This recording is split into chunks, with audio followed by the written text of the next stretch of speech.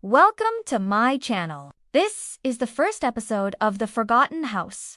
Four friends, two guys and two girls, decided to spend the weekend in the woods. It was just outside of town and the perfect place to get away from all the noise. Rain began to pour down and their car's wipers struggled to keep up. The trees seemed to be closing in around them, their branches reaching out like skeletal fingers. And then they saw it, a large Victorian-style house with boarded-up windows and overgrown vines crawling up its side. According to the locals, this was the Black Hollow residence, a place steeped in dark legend, and no one had lived there for over 100 years. But what they didn't know was that this particular area had some very dark history. Was he imagining things, or was someone else in the house? Suddenly, the door handle turned and he quickly moved away. A moment later, the door swung open, and a woman in a long flowing gown stood in the opening. Her face was pale and drawn, and her eyes were wide with fear. He started to make his way down, but then he heard voices coming from behind a closed door. David ran after her,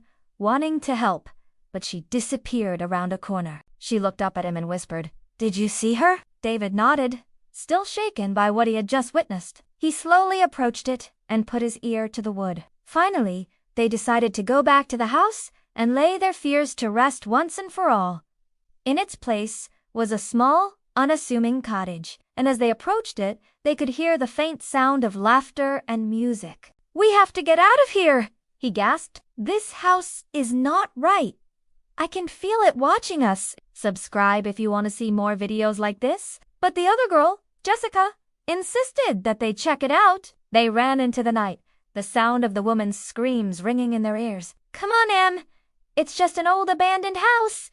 What could possibly go wrong?" They just got in and drove away as fast as they could. They had seen the ghost of a woman who had died in the house many years ago, and they all agreed that they would never go back. As they drove down the dirt road, the sky grew darker and darker. They parked the car and started to walk towards the house. Every time one of them went out alone, they could feel eyes boring into their backs. And every night they heard the sound of footsteps in their dreams. As they got closer, they noticed that the front door was slightly ajar. Curiosity got the better of them, and Michael pushed the door open and stepped inside.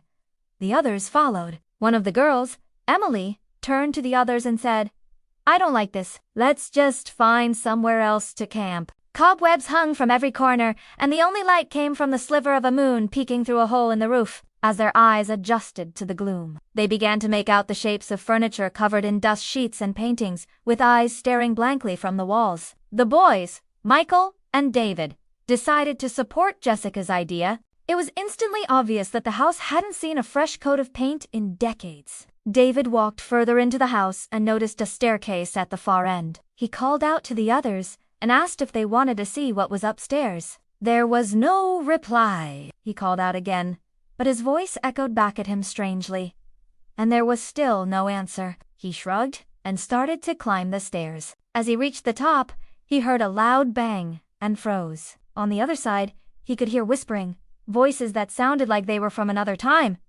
David couldn't speak. He stood frozen, staring at her. The woman screamed and ran down the hallway, her voice echoing through the house. He found Emily sitting on the stairs, her face as white as paper. Just then, Michael came running up the stairs, his eyes wild with terror. Before anyone could ask any questions, he grabbed their hands and pulled them all towards the front door. When they reached the car, they didn't stop to explain. As the sun began to rise, they told each other what they had experienced. But as the weeks passed, they couldn't shake the feeling that they were being watched. They tried to put it out of their minds, but the feelings of dread and unease only grew stronger. But when they arrived, they found that the house was gone. Had they imagined the whole thing? Was there really a dark secret that tied them to this place? Or was there something more sinister going on? To be continued next week. Thanks for watching. If you enjoyed this video, please leave a like and comment below to let me know what you think.